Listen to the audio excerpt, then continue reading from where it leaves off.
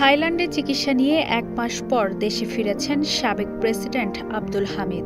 রোববার দিবাগত রাতে থাই এয়ারওয়েজের একটি ফ্লাইটে তিনি ঢাকা পৌঁছেছেন।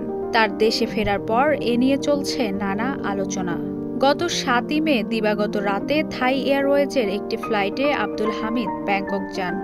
মামলা মাথায় নিয়ে তিনি কিভাবে দেশ ছাড়লেন এ নিয়ে নানা মহলে প্রশ্ন দেখা দেয়। তুমুল সমালোচনার মুখে পুলিশের ৪ জন কর্মকর্তাকে শাস্তি দেওয়ার কথা জানানো হয়। সাবেক প্রেসিডেন্টের দেশ ছাড়ার পরই জাতীয় নাগরিক পার্টি সহ বিভিন্ন দল আওয়ামী লীগ নিষিদ্ধের দাবি জোরদার করে বিভিন্ন কর্মসূচি দেয়।